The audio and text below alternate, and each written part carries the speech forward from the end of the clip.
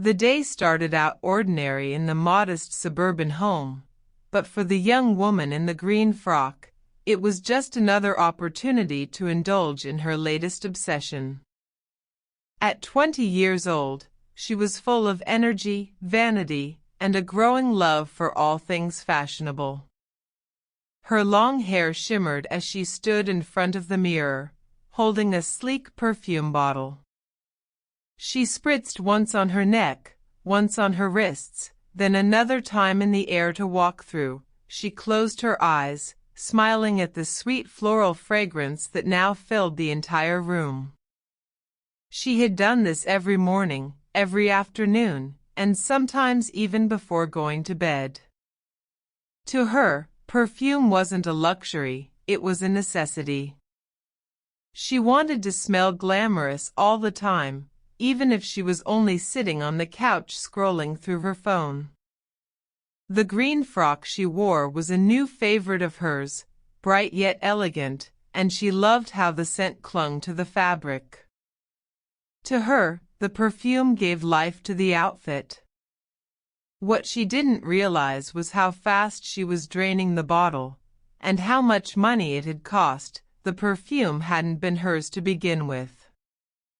Her mother had bought it 2 weeks ago during a rare splurge at a department store.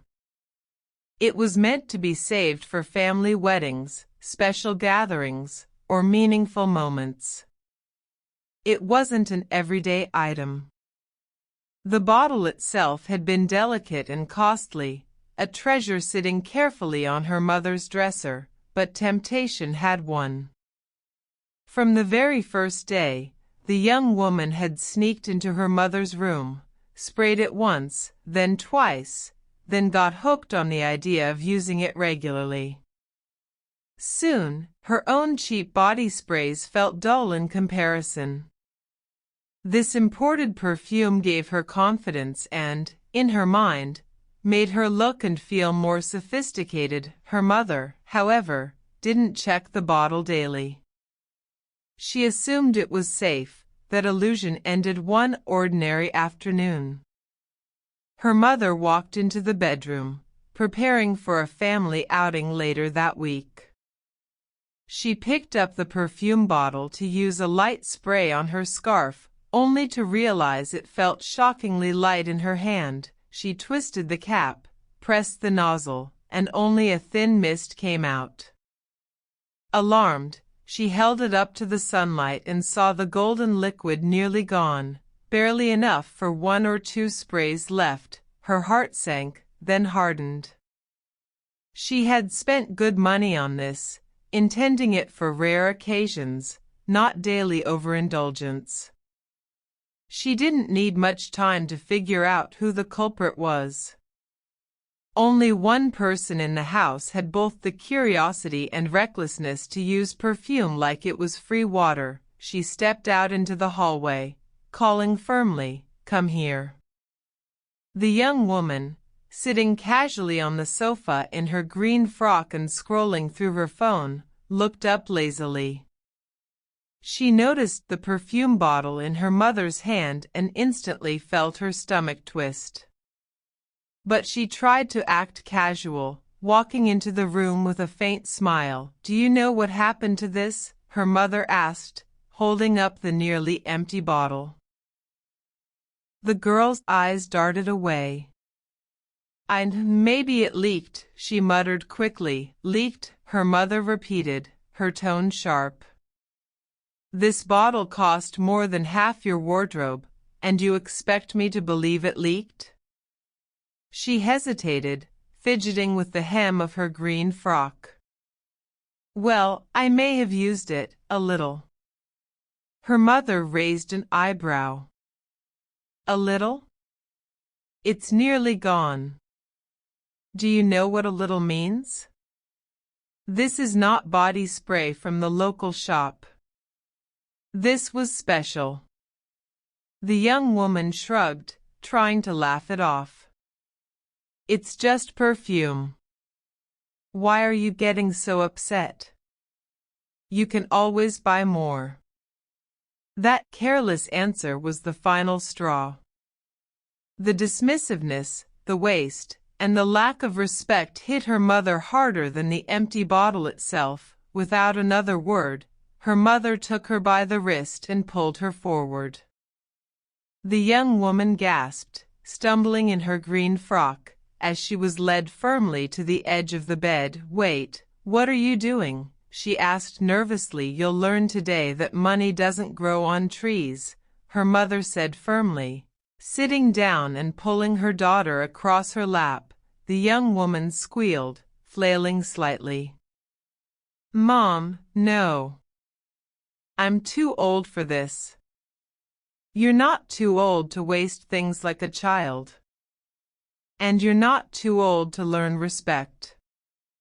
Her mother raised her hand and began paddling with sharp, steady swats across the fabric of the green frock. The sound echoed in the quiet room, smack, smacky smack, each one making the young woman yelp and squirm. At first, she kicked her legs in embarrassment, but the sting grew more intense with every swat. Her frock did little to soften the blows. Her mother was determined, making sure this wasn't a half-hearted warning but a true lesson. "Do you think perfume is free?" Smack, "Do you think wasting money is funny?" Smack, "Do you think lying makes it better?"